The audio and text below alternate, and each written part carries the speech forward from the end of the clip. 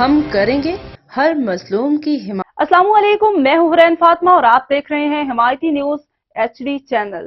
نظر ڈالتے ہیں آج کی اہم خبروں پر۔